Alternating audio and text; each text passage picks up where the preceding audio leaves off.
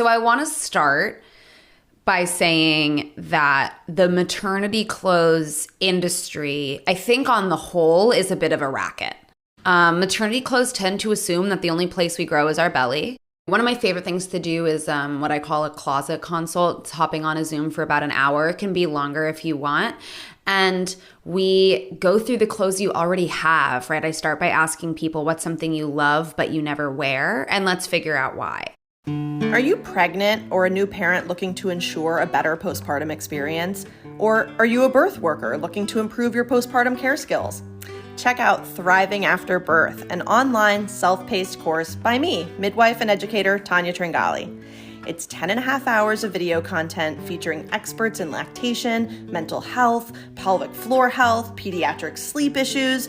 You also get worksheets and a workbook, as well as options to have a one-on-one session with me. Sign up at motherwitmaternity.com/thriving, and let's improve postpartum care together.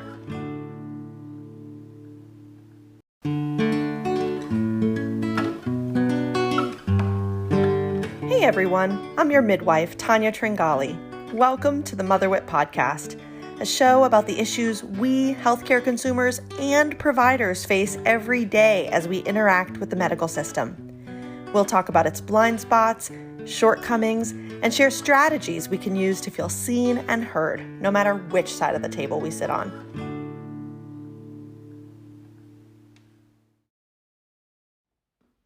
I just want to say, for the record, that I am not a stylish person. I can look put together when I have to, but I hate shopping, I hate wearing makeup, and I hate feeling at all uncomfortable in my clothes.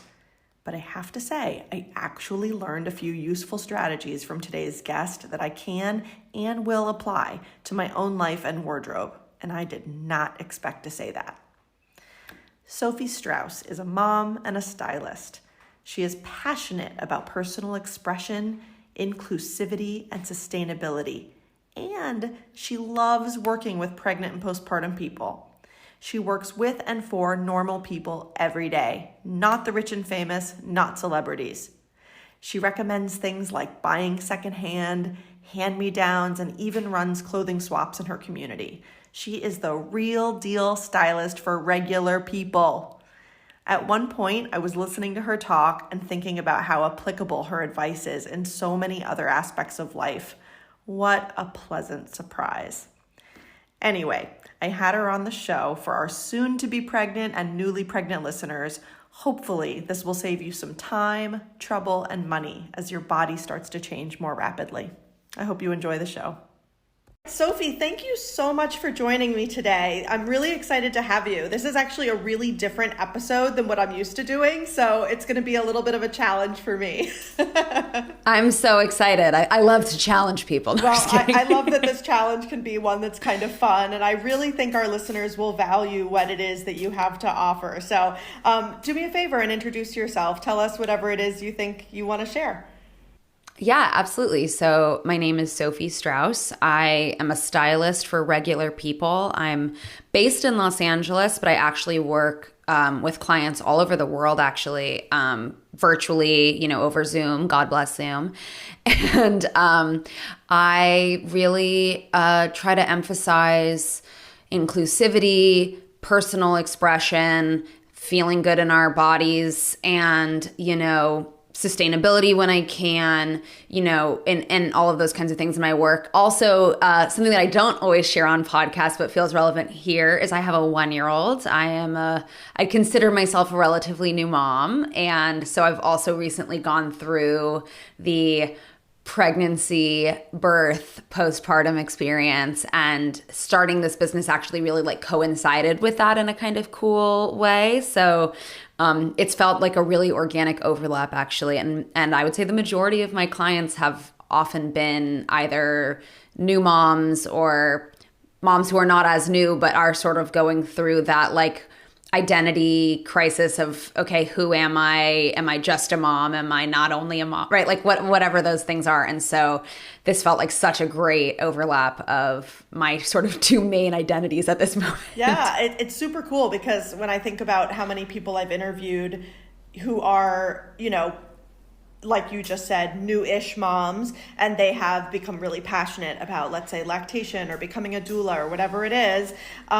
You are having a similar experience in that you've taken this business of yours that's really cool and interesting and already had a unique flair, I think, but you've really been honing in on this pregnancy and postpartum piece, which is why I'm so interested in your work, because gosh, is this a time in life when we really need to feel good about ourselves? And some people feel really great about themselves and some people don't. And I think that you're going to be able to offer our listeners some tips and tricks, and maybe even some people will decide, oh my gosh, I need this person in my life. Yes, I am available to hire by any regular person. I don't, I occasionally work with people who, are on the celebrity spectrum, but like the majority of my clients are regular people. And as I said, a lot of them are new moms. And I also, part of how we actually ended up connecting, I believe, is a client of yours who was a new mom, and we had such a great experience working together. And then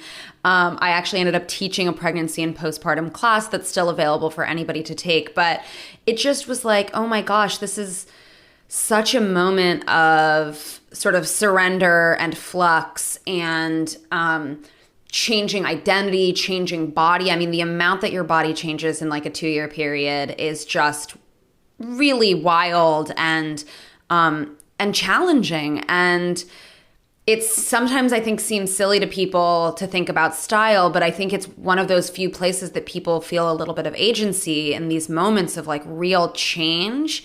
And it can be really hard then if you feel like, oh my God, I can't even dress the way I kind of want to dress because my body is changing constantly and I don't know what fits or what's comfortable or all of these things. And so it was sort of this like real joy to be able to give people some tools to get a little bit of that agency back. Yeah, and I think people come in not only so many shapes and sizes, literally speaking, but figuratively as well. Some people really want to show their belly off. They like wearing form-fitting clothing and they're really appreciating this time in their life.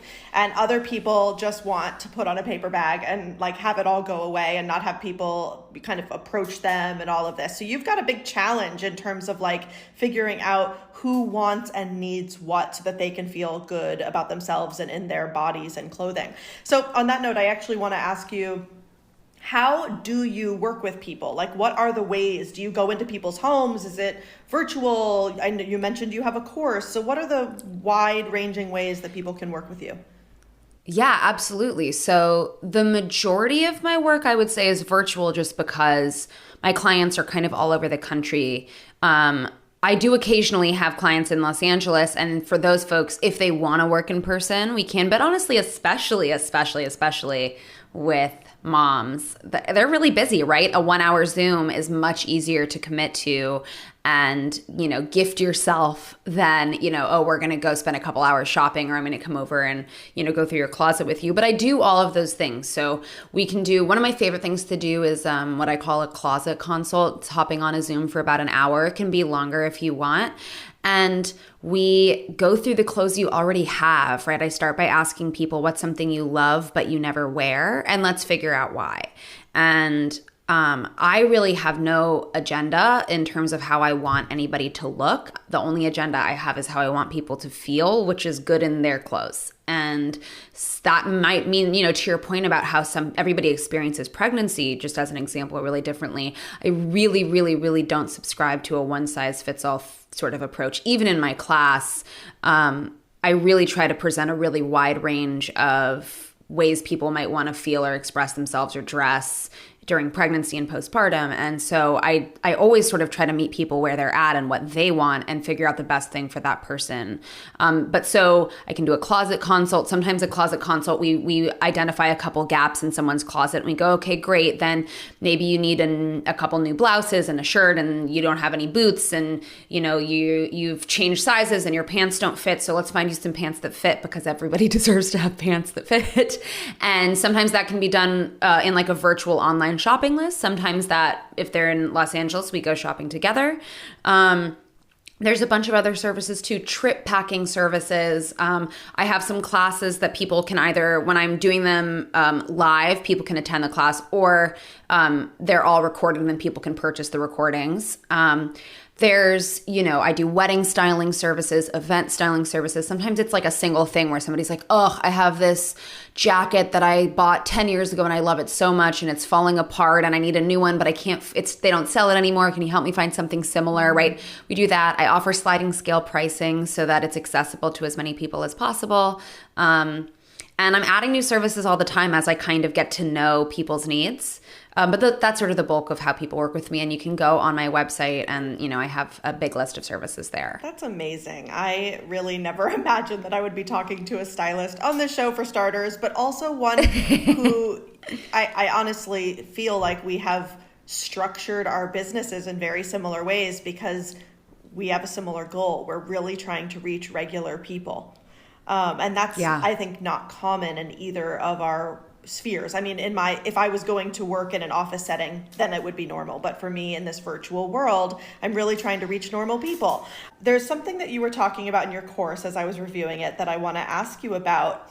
But I want to put a little twist on it also. You talked about maternity sizing being complicated, and I really want to hear your view on that. In all reality, I don't know anything about this. So just because I'm a midwife doesn't mean I have ever really paid a lot of attention to maternity clothes. So I was kind of surprised by that. I didn't really think about it. My only child is 22 years old. And let me just tell you that 22 years ago, there were very few maternity clothing options.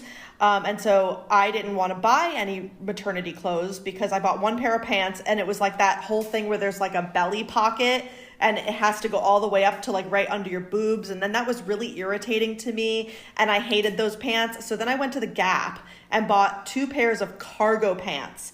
And I looked like a construction worker. And I wore those pants throughout the whole pregnancy. I never felt like I looked good. So I totally understand why this is so important. I felt really dumpy the whole pregnancy. And I kind of hid myself weirdly in a way that isn't what I usually do. But at the same time, and watching how clothing has changed over 22 years, the only time I ever feel jealous and want to be pregnant is I'm like, look at all these great options. This would be so much better now. But obviously there's still a problem. I was pregnant a year ago or 2 years ago now. And even when I was making this course, I was like, damn, those pants are so cute. I wish those were around like a year ago when I was pregnant. So 22 years ago, I can totally imagine. It's so crazy. So yeah, I have this weird little jealous streak of how many options seem to exist, but you're shining a light on the fact that there's still a problem, but I don't even entirely understand what the problem is. So I'm sure for our listeners who are planning a pregnancy or early in pregnancy, they don't know what's coming either. So if you could shed some light on the system and what it is that's so screwed up about it, that would be awesome. Yeah. Okay. So I want to start by saying that the maternity clothes industry, I think on the whole, is a bit of a racket. And a big thing that I sort of try to emphasize in my class is that there are a handful of things that are worth getting 1 or 2 actually designated maternity pieces because of the way that they fit. Even if it's, you're buying something ultimately that you're really only going to wear for a couple months. Maybe you're going to have another pregnancy soon and you'll wear it again or whatever. But ultimately, it's not a very sustainable way to shop, right? It's not a very cost-effective way to shop. So But you'll get, especially with social media now, right? Like there's some study that was like Facebook knows you're pregnant before you do or something like that, right? So it's like you will start getting advertised all of these very fancy, expensive you need a maternity this and a nursing that and a maternity, nursing combo pumping this. And ultimately, a lot of those things are bullshit. So I want to sort of give that umbrella caveat. And like the first thing I would tell people is, oh my gosh, you're going to be advertised to so much for all of these things you're supposed to buy for pregnancy and postpartum. And most of them you do not need. It can be a way that people calm their nerves by buying things, oh, I think I'm prepared, whatever. We all make those mistakes. Sometimes you end up using it, right? Whatever. But there's a lot of things you don't need. There are a handful of pieces that I think are worth getting secondhand if you can, or getting as a hand-me-down, always better. But sometimes you got to buy something. There are a few things that sort of fall into that category. But the thing that's really tricky with maternity clothes and with maternity style, right, is maternity clothes in general, it's better than it was 22 years ago for sure, but they tend to have a pretty narrow sense of of what it means to be a pregnant person. Right. I mean, even in the term, right, maternity, it's very gendered, right? We know that there are trans pregnant people. There are people who don't identify as women who are going through pregnancy. It tends not to be very inclusive for people who fall into that end of the spectrum. It also is like sort of stylistically very narrow. Even if it's, even if you identify as a woman, you still might be like, oh my God, why is everything floral and flowy? And it's like, oh my God, am I supposed to only ever dress like an earth mother goddess, in a long flowy dress or whatever? So it can feel really limiting in that way. So there's the sort of stylistic limitations of maternity clothes. But I think the other issue really is, like, as you were sort of mentioning earlier, the sizing is really confusing. Maternity clothes tend to assume that the only place we grow is our belly. And that's how the sizing is done too, right? So a lot of times if you're looking for information on how to buy, you're like, okay, I'm going to buy maternity jeans. And maternity clothes in general tend to be designed with a size range. That's sort of the point, right? It's not just that it's going to fit you at one point in your pregnancy. The idea really is, okay, it has a stretchy bump component, or it's flowy, or you can tie it, or you can do whatever, so that as your stomach grows, you can continue to wear it. That's sort of the defining principle of maternity wear. However, sometimes it's like, okay, well, if you're a medium when you're, not pregnant, then just buy a medium when you're pregnant. Well, that's not even true in regular American sizing when you're not pregnant, right? Like, we all know I'm a medium from one store, I'm a large from another store, I'm a 6 in this, I'm an 8 in that, I'm a 6 from the same store and an 8 in another item from that same store, right? Like, we all know, and that's not taking into consideration at all our own body fluctuations. So the idea that, you just take your same size is like, well, also, what if you're somebody whose legs have also, gotten a little bit bigger, or whose feet have grown, or who, right? Like, there are so many parts of our bodies that change. And the idea that you're supposed to just take the same size is ridiculous. So that's really tricky. And I found myself getting two pairs of leggings from the same brand, both in a size medium, and one was perfect and the other one I couldn't get over my knees. Oh, crazy. And so that's just really tricky. And one of the things that gets suggested a lot, like if you read any fashion magazines or you Google like stylish maternity wear, is what people tend to suggest is, instead of going for maternity clothes, and this is not terrible advice, it's quite good, buy regular clothes a size or 2 up, because also then it's like maybe you could belt it or tie it or tailor it postpartum and continue to wear it, which is really nice in theory. However, that's really limited in terms of who can actually access that option, right? If you're somebody who's already in a plus size range, then what if you're already towards the top of the size range that most brands carry? Where do you go? You have to go to maternity wear. And luckily, a lot of plus size stores do carry good maternity lines. And I have like a big roster of those brands for people if they ever need them. But it's pretty limiting, right? So it's like, and we already know that plus size clothing styles tend to be limited. So plus size and maternity is like extra limited in terms of like what it actually looks like. So there's a lot of things about what your body is and how you sort of identify and want to present yourself that become more and more limited with maternity clothing. And honestly, my advice to people is to be gentle with themselves, because it is this is true in all of my work, but especially in pregnancy and postpartum. The clothes job is to fit you, not the other way around. And if you don't fit in something, that's not your failing, that's the clothes, right? And it's not necessarily the clothes failing, but they're not for you, right? It's not the right thing for you. And there's no value that you need to assign to that, because stuff's not going to fit. You're going to get maternity clothes and you're going to be like, whoa, these are huge, but these are tiny. And, whatever. It's really hard. So is it the case, though, that I'm hearing you say you only need a few items that are specifically maternity. So that leads me to believe that what you're saying is you probably already have a lot in your closet that you can continue to use, and it's about seeing the items differently. Is that what's going on? Absolutely. Can you give an example of something that someone might look at and think, well, I'm pregnant, I can't wear that, but they're just wrong, they're missing it, they're not seeing it? Have you encountered confusion and anxiety when it comes to feeding your baby? Whether you are in the prenatal stage or are already feeding your baby, I would love to partner with you so that you feel at ease about the feeding choices you make for your baby. My name is Nigrosh. As an internationally board certified lactation consultant, I can combine my expertise of hormones, milk supply, and infant and parent physiology with your expertise of your family situation to help you feel more joy and less frustration while feeding your baby. You can find all my information at my website at www.quabbinbirthservices.com. Hey everyone, it's me, Tanya, your host here at the Mother Wit podcast. You know I sometimes invite my clients on the show to talk about their birth stories and postpartum experiences, but I want to tell you a little bit more about what those clients and I actually do together. I started Mother Wit to help people in the perinatal period achieve their health and wellness goals. That means whether you're hoping to conceive and struggling with high blood pressure or high blood sugar, or you're having trouble managing anxiety or depression in the postpartum period, or maybe you just need support and advocacy between prenatal or postpartum visits, I can help. Get a discount on your first consultation with me at motherwitmaternity.com using the code FIRSTCONSULT 10% off. That's 10% symbol, all one word. I'm looking forward to working with you and maybe having you on the show too. We hope you're enjoying the Mother Wit podcast. If you are, please rate us and leave a review in iTunes, Spotify, or wherever you're listening to your podcast. Thanks so much. Now, back to the show.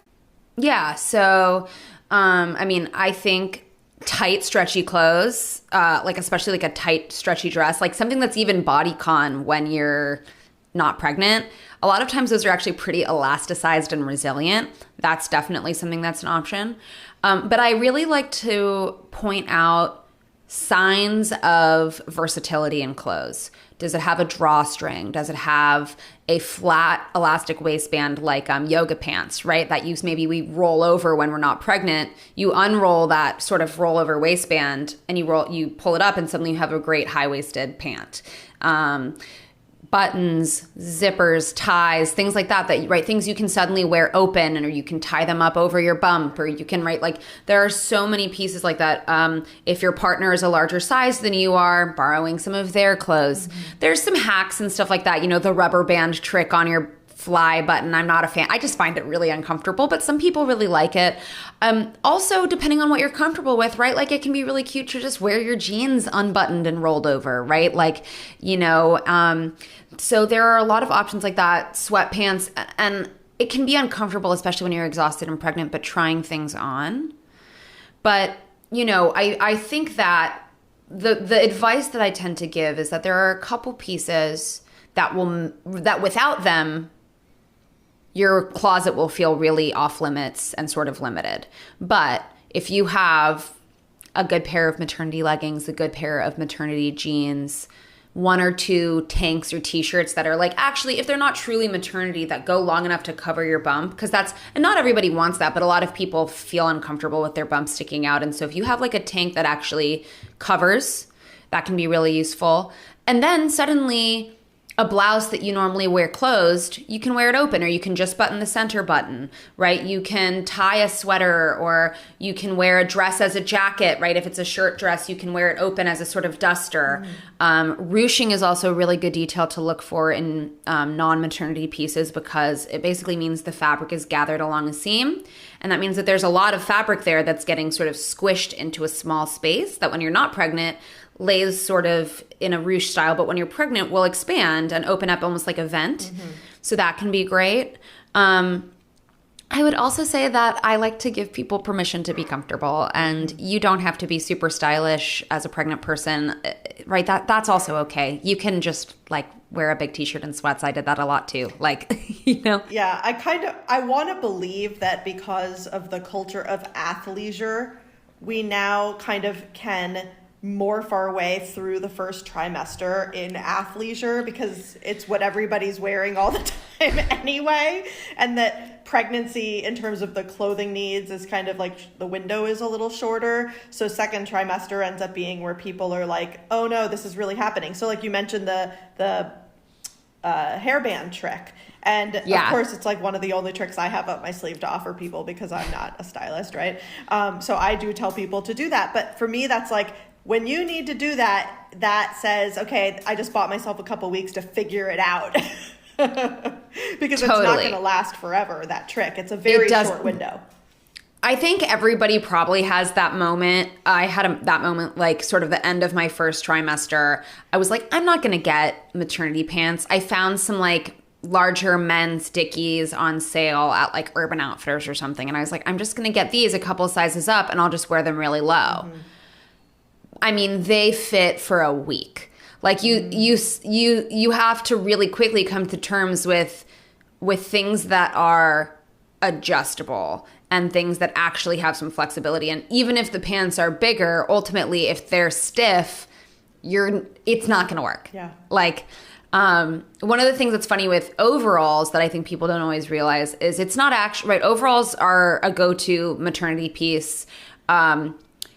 I struggle with them because when I was pregnant, I had to pee constantly. And I was like, oh my God, do I have to get naked every time I go pee? But some people really like swear by them. And I think that's just like to each their own.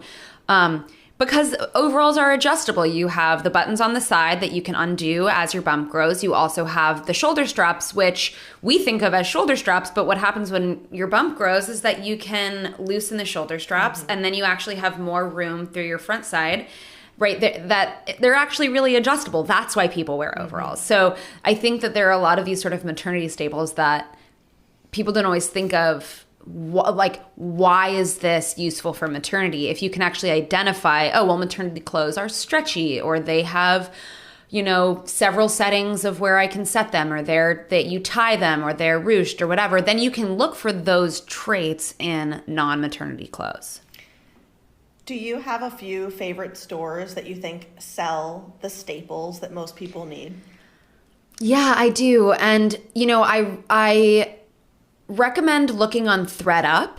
I will warn you now, ThredUp it's a secondhand consignment. Like, it's also great for baby clothes. It's where I get like so many baby clothes and then you can send old baby clothes in and they resell them. And, ThredUp is less expensive. It's all secondhand. I will warn you that the like maternity mannequin that they use to put their maternity clothes on is like a horrifying like mannequin with like a pillow stapled to its front or something. Like it's alarming to look at, but that can be a really great place just to get a couple pieces. Other than that, I often try to avoid fast fashion. But I don't think that there are a lot of great, like, non-fast fashion maternity wear companies. I think even the ones that are more expensive are still sort of participating in that fast fashion model anyway. So they just tend to be really expensive. So I like to warn people against Hatch, which is so expensive and the quality is just not that great. If you have a piece that you're really coveting from a place like Hatch or a Pea in the Pod or something like that, like some of the higher end places, I would, again, suggest checking Poshmark or ThredUp for those same pieces because it's just so pricey and it's not really worth it. I really actually think Motherhood Maternity has a pretty good inventory of well-priced pieces. I got my jeans there. Jessica Simpson actually makes great maternity jeans. Old Navy makes great maternity jeans, like really cute. I'm a fan of actually the overbump versus the side. There's sort of two types of maternity pants. There's the side vent, or not vent, but sort of side panel, and then the front panel. And the front panel tends to be a full panel, so it goes all the way up and over your bump. I totally get what you were saying, right? I found that could be really itchy and I'd have to sort of like really moisturize my stomach before I put those pants on. And I did get pretty far in my pregnancy before needing those. But the side panel I found like slipped down and didn't really look like regular pants when I wore them. But some people really like them. Motherhood Maternity and Old Navy are two of my favorites. I think H&M has some good tanks and stuff like that. So for people looking for something a little bit more in the like higher end, maybe more sustainable, organic cottons, things like that, Stork, STORQ. People really like it. Again, I didn't personally buy anything from there, but I've had a lot of clients have some success from there, and it's not quite as expensive as Hatch. But those are my recommendations for where to find things. And ask your friends, right? If you have or ask your doula or your midwife, do you have any, clients or anybody you might connect me with who was just pregnant who might have some maternity clothes to hand down, right? I think we forget about those, or we get a little bit self-conscious or embarrassed. But I bet you know somebody who has a pile of maternity clothes that they don't have space for in their home, and you have a bunch of maternity clothes you need. So I also recommend that, especially because I think for the most part, it's generally better to get maternity clothes that are a little bit more like basic, that you can then add flair to with non-maternity accessories or pieces layered over them, versus like spending a lot of money on some really special maternity dress. If you have an event, I suggest renting a dress from a place like Rent the Runway or Nuuly, which actually have specific maternity rentals. But that can be great for like if you have, a wedding to go to or something like that, which does happen, right? That happens all the time. People who are like 7 months pregnant are like, oh my God, I have to go to this work event, or I have to go to this thing. I don't suggest buying a dress if you can avoid it. I recommend renting one. Yeah, I actually love Rent the Runway. I am not a stylish person, and I don't want to own a bunch of dresses. And I learned that I could wear a really high quality dress that I would never have paid for and look a whole lot better than I would have looked had I spent that same amount of money and then had that dress sitting in my closet and never wore it again. So yes, I agree with the Rent the Runway suggestion 100%. I have another question for you. I've been holding it in my mind as best I could. I love it. You used a phrase that I don't know what it means. Maybe I'm the only one. Bring it on. Fast fashion. What does that mean? Great. Okay, so I'm so glad you asked. So fast fashion is really a pretty like umbrella term. And I think when most people who've maybe heard it in passing think about it, we're talking about brands really like Shein, Zara, H&M. Basically they are it's a model of fashion business that's really about prioritizing profits over everything else, which is generally any business under capitalism. But what that means in the fashion industry in particular is that it's really about sort of creating a constant need for more pieces in consumers by having drops.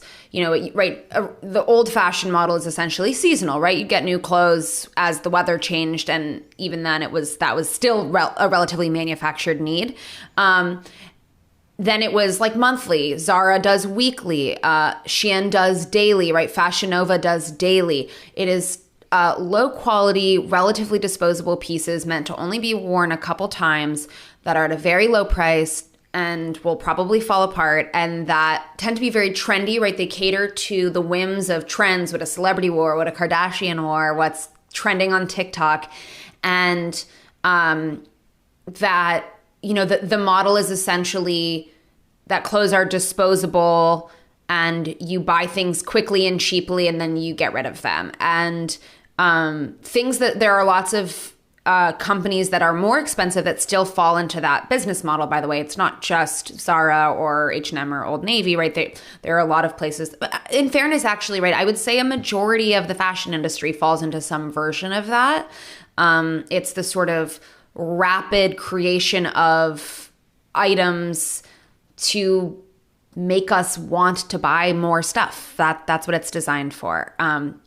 But at the same time, a lot of those companies that are less expensive, right, the bigger box companies, the Walmarts, the Targets, the Zaras, the H&Ms, the Old Navys, they're also what tend to be accessible for people. And I think that when we talk about sustainability or labor practices or things like that, that ultimately you don't put the onus on particularly like a lower income consumer who might have that be one of their only options for buying clothes. And I also think that if you're thoughtful, right, like we all live in this system and there's only so much we can really do as consumers to change that, right? Like the fast fashion version would be going to ASOS and buying 20 maternity dresses so that you have a new outfit to wear in every Instagram photo and then getting rid of all of them when you're done, as opposed to going, okay, yes, I don't want to spend a ton of money. I'm going to get 2 pairs of leggings. I'm going to get a pair or 2 of jeans, and I'm going to get 2 tank tops and 2 t-shirts to last me for basically a year. And then everything else, I'm going to try to really be mindful and accessorize or style or, make more personal with my own clothes. Or if I'm going to buy something new, maybe I buy something secondhand, or I buy something that's a little bit more of an investment piece that's going to fit, right? Like if you're going to buy new clothes when you're pregnant, maybe you buy a great jacket or a great sort of, silky robe or something that you can throw over that's going to fit, that you can wear when you're not pregnant as well. Like then that's not, that's a long-term investment. So that's sort of what we mean when we talk about fast fashion versus, sort of, I think the term people say is either slow fashion or sustainable fashion or thoughtful fashion, conscious style, conscious fashion, things like that. And all of it is imperfect, and we all tend to have to participate a little bit in both, but that's really what we mean. Yeah, that's more or less what I inferred, but then you mentioned companies I wasn't super familiar with and referred to them as higher end, and that's when I thought maybe I don't know exactly what you mean. And I think we've all had this experience buying something from H&M or a store of that level of quality, and you wash it one time and it's gone. That's not even going to get you through a pregnancy. So what is the use of that? So I've done my very best to not buy clothes in those stores for many years now. With that said, I recognize that in it is inherent privilege, right? I try really hard. The dress you're looking at me wearing right now, I've owned for about 14 years, right? But that's where my head is at, is like you spend a little bit more money and something becomes a staple for life, right? Yeah. Like I have workout clothes that I've had now for easy 10 years. They're still in really good shape. I'm trying really hard in my own life to buy as little as possible and have it be stuff that will last, and buy from companies that are trying to do the right thing in terms of their labor market and sustainability. And I think many people listening to this show are people who try to do that as much as they can within their budget. So I really appreciate that longer explanation, because I may have not really thought about it beyond calling out H&M and the stores on that level. A lot of it comes down to how you use it and how you're shopping for it and all of those things, and recognizing that all of those things are privileges, right? If you're somebody who even has the time to go to Target and look at the pieces in person, if you're somebody who wears a clothing size that they keep in inventory, in stock in stores right now, right? Essentially, if you wear over a size 12, finding anything in stores almost anywhere that isn't a giant box store, and even then, is almost impossible, and you have to shop online. So you take the risk of, I'm going to order this thing and maybe I can't actually, assess the quality of it in person. I can't touch the fabric. I can't see how the thread looks or anything like that. And I think that what's really tricky about pregnancy is that being mindful in that way that I think so many of your listeners, I'm sure, really try to be in the rest of their lives becomes really hard. You go, okay, how am I supposed to buy an investment piece for a body that's changing every day and is going to be different in 9 months anyway, and then is going to be different after that? And, so answering that question of how do I even do that thoughtfully, that's really why I try not to put as much pressure on where the things come from, but really how many pieces are you buying, and are you buying them in a way that's sort of thoughtful so that you can use them almost as outfit extenders in your already existing wardrobe. And I also think, I have pieces like you, right? I have pieces that I have lots of pieces that I've had 10, 15 years. Some of them are fast fashion pieces, right? Some of them are things that I've gotten from places like Zara or H&M. That happen to last. Some of it is also that happened to last, or right, it's how did you take care of it? Did you buy it? And this is a big thing that I do in my work in general, aside from pregnancy and postpartum work, is did you buy it because you like it, or did you buy it because it's trendy? Because if you bought it because you like it, then the chances are pretty good that you're going to keep wearing it and you're going to take good care of it and you're going to like it in a couple months, versus if you bought it because somebody wore it on Instagram and then it got advertised to you and you felt this sort of itch that you needed to scratch, and so you got it and you wore it once for the photo and then it lost its shine and it's relegated to the back of your closet, and then you go dump it at Goodwill where then nobody buys it and it goes in a landfill.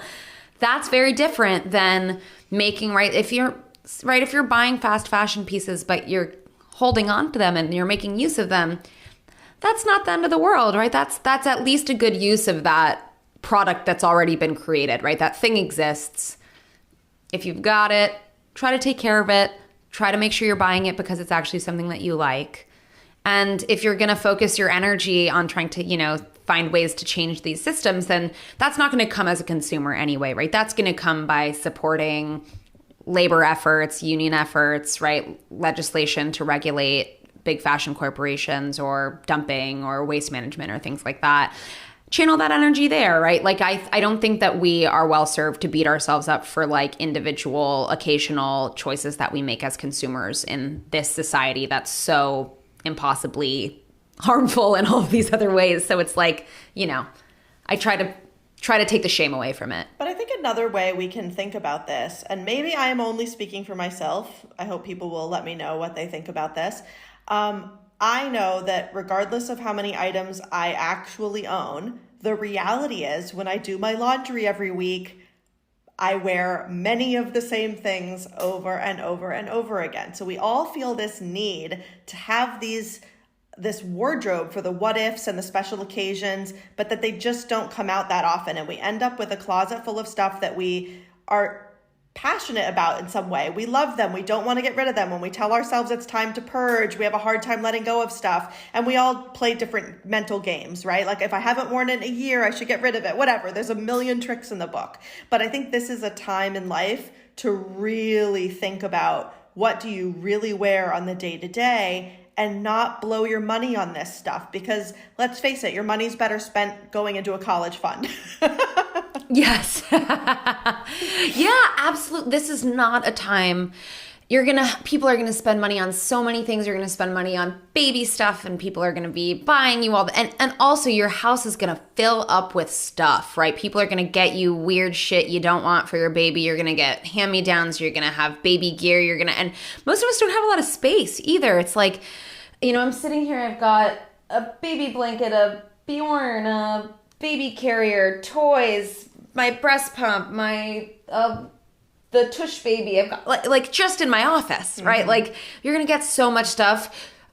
You're gonna regret getting a ton of maternity wear, as opposed to investing in, even if it's just an emotional investment, right? Forget it doesn't have to be a financial investment, but taking the time instead of making a panicked impulse buy because you're so frustrated with your closet, actually stopping and thinking, okay, what do I have? What do I need? What handful of pieces will make it so that my closet becomes more available to me than it feels right now? Well, and now I'm going to plug you just a little bit here to say, it seems to me, and I'm literally figuring this out as I listen to you, it seems to me that it could be more economical and better for the, environment and all the things to have a consult with you during pregnancy, because if it is true, which it sounds like it is, that we have a lot of things in our wardrobes that we can capitalize on during pregnancy, well, then logic holds that it will also work for us postpartum. If it's stuff we were wearing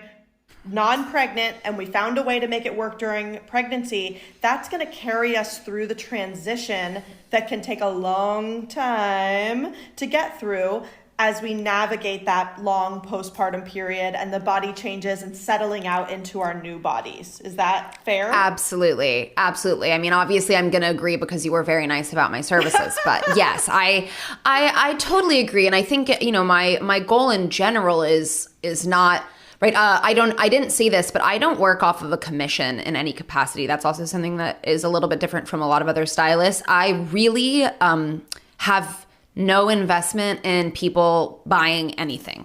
I don't want people to feel incentivized to buy more stuff to get me more money or to make me happy or any of those things. I love that. And what you were saying about that sort of as you're doing laundry, right, realizing you wear the same couple of things over and over again, also brings up this, like a lot of what I do in my work, which is I like to dig into, right, a closet consult is essentially us going, okay, you mentioned all those pieces that you can't let go of that are in your closet. I actually don't want you to get rid of them, right? I think we have this idea from minimalism and a sort of very specific vision of what sustainability looks like, that the cleanest, most sustainable thing is to get rid of everything that you have and live a really minimal lifestyle.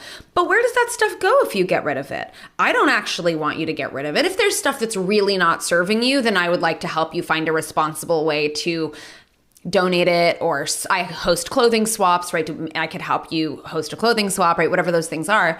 But instead of that, I actually am invested in helping you figure out how to wear those pieces, whether it's in your everyday life or it's for a special occasion. Most people have a reason why they don't reach for those things. And it's rarely a piece where you're like, oh my gosh, I love this so much. I know exactly how to wear it and it looks great on me. I just haven't had the quite right moment for it.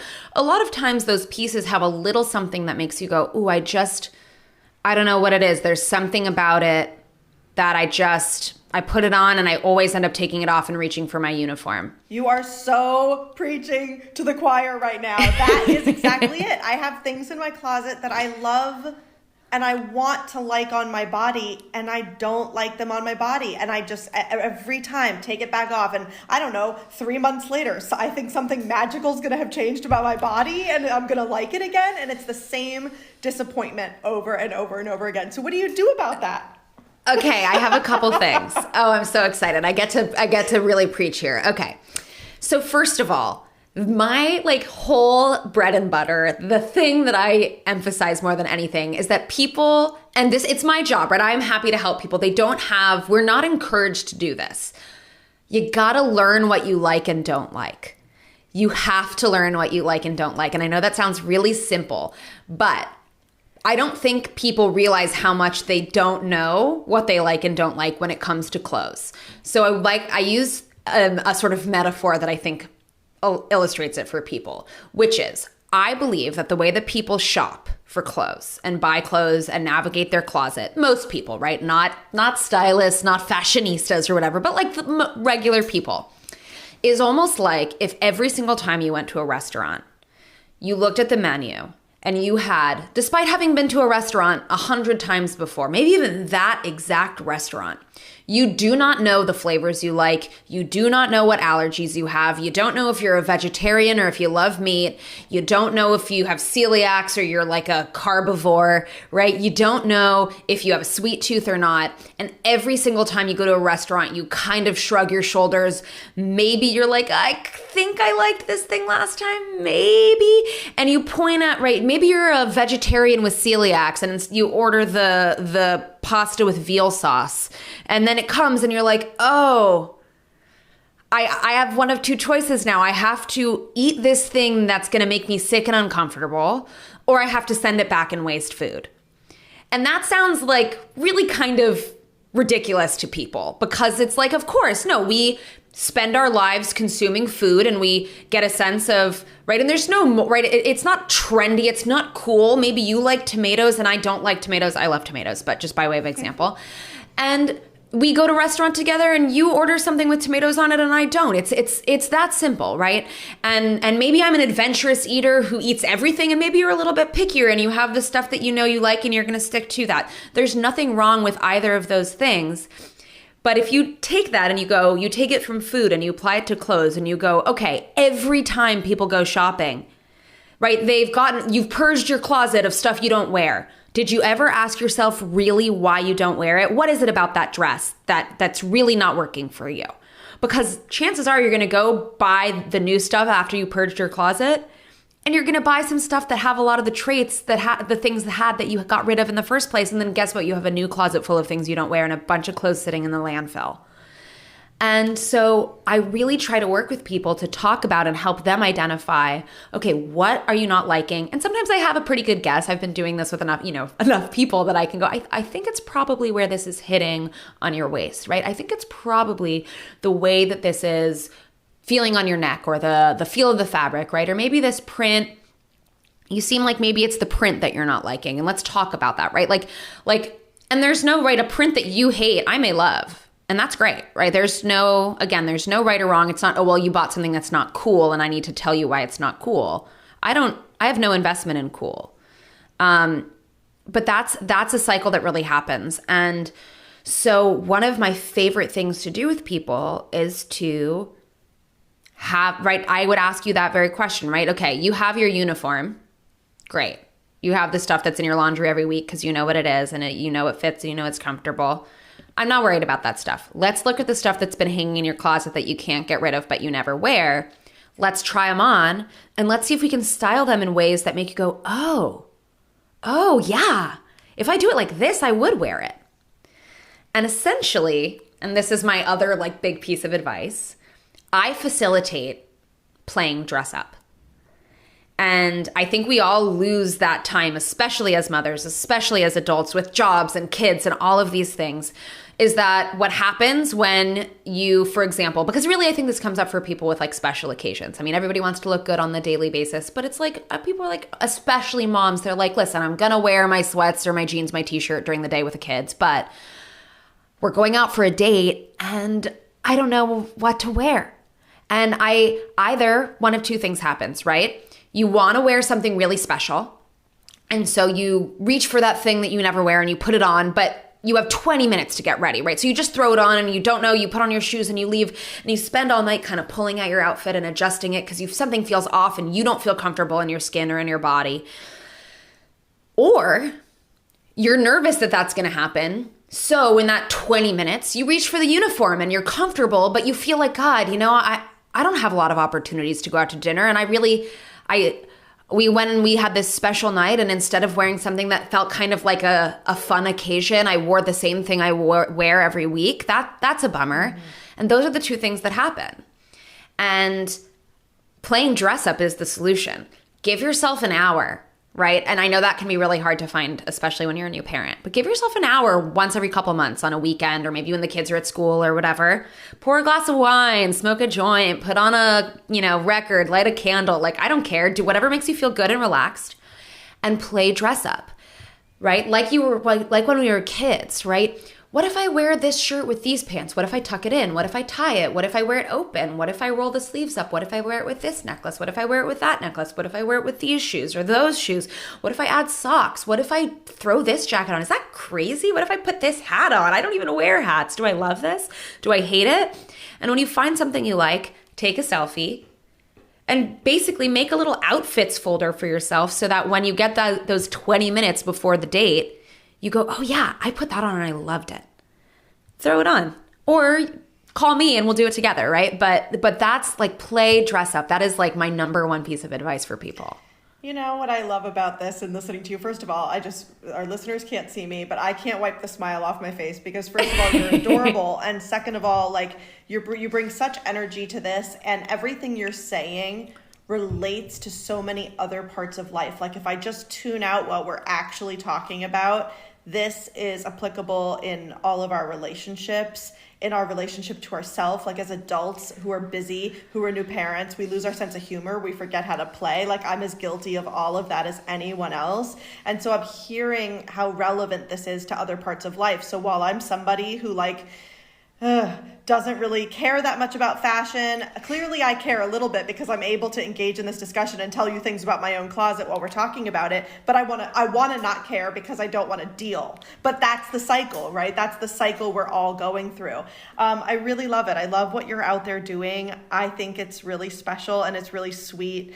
And I just love the spin you've put on it. I love the kind of nonprofit feel of it all. And it's not to say that you don't deserve to make a bunch of money doing this. You do. But I love that you're not like tied to some company that's paying you as an affiliate or whatever all those structures are. It's really, really great. You're really looking at each individual and saying, how can I help you feel better about yourself? I love that you are embracing pregnancy and postpartum through all of this. It's just great. I'm so impressed. Thank you so much. It's been really fun. And I love that you said, not that you're like a big fashion person, right? Like, or anything like that. And I think that's one of my favorite things is being able to give people permission to care about their clothes. Mm-hmm, mm-hmm. And I think we all feel like it's really silly and superficial. And in many ways it is, right? Like clothes are not going to save the world. Like, you got to participate and be an active member of your community. But ultimately, I think that it's about how you get to move through the world, right? And how yourself you get to feel all the time. And if it's an affirming experience or if it's something that makes you feel sort of distant from yourself. And that's what I care about. Well, I'm going to play devil's advocate with you for a second and say, yeah, you're right. Indirectly, it doesn't save the world. But what you might be doing is give somebody who's trying to save the world the confidence to get up in front of an audience and speak, or whatever it is that needs to happen. Yes. So there are layers of this here. Totally. I like being a part of it. I got one more question for you that I like to ask of everyone who comes on this show who's not a client, and even sometimes my clients who are entrepreneurs. I have so many people on this show who are solo woman-owned businesses, mompreneurs, womanpreneurs, all the preneurs that are being thrown around in the ether these days. And I just want to ask you if you have any tips you'd like to share for someone who might be wanting to strike out on their own and do something creative that might make a difference in someone's life, whether it is fashion or it's healthcare. I would say start doing it, but start small.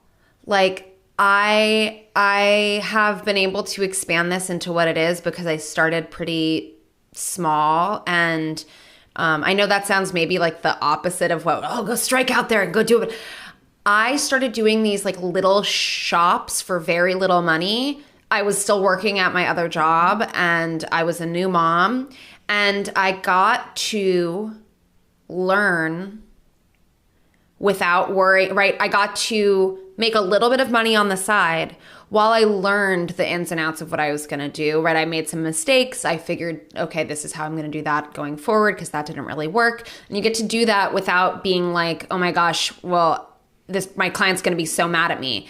And I would also say that obviously it really depends on what your business is. But like this year for me of doing this has really been about building up relationships, and there's nothing better. Like, and you can nickel and dime your clients or your customers over this or that or the other thing. And I want every person who is doing labor to be compensated fairly for their work. I really believe in that. But at the same time, especially if it's just you, there are times where there's a client who can't pay as much as I want, or maybe I've undercharged them for this, that, or the other thing.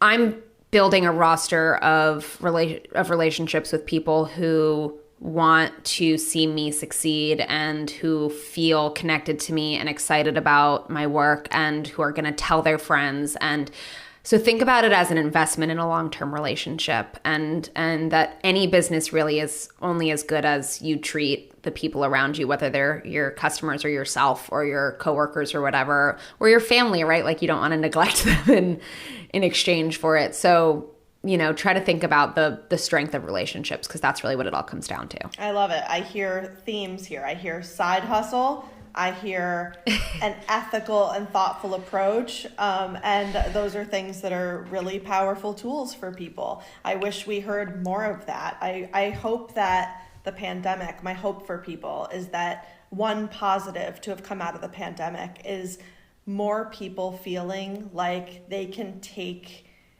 their professional life into their own hands, even if it doesn't make as much money as we might make being employed by a larger corporation or a healthcare company or whatever the case may be, but right. That it is ours and we can own it and we can mold it over time. And it's nice to hear that those themes are resonating outside of healthcare, and the ways in which we can interface with companies outside of our industries. So it's been really lovely having you. Can you tell people how to find you? Yes, absolutely. Well, first of all, thank you for having me. And you can find me on Instagram at Sophie Strauss Styling, or on my website, which is sophiestraussstyling.com. Awesome. We'll make sure to put all your details in the show notes. Thanks so much for this conversation today. Thanks for having me.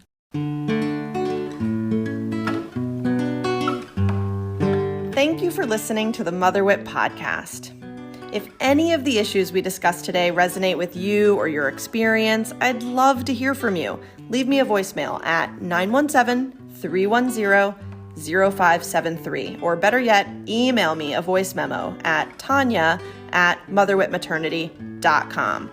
I really want to hear what worked for you, what didn't work, what support you'd wished you had, how you got through the tough times, how you advocated for yourself, or especially any tips you want to share with our listeners. I want to hear all of it. And if you'd really like to work together, you can get a discount on your first consultation with me at motherwitmaternity.com using the code FIRSTCONSULT 10% off. That's 10% symbol, all one word. Okay, that's all. It's wonderful being in community with you all. Thanks again for listening, and see you next time.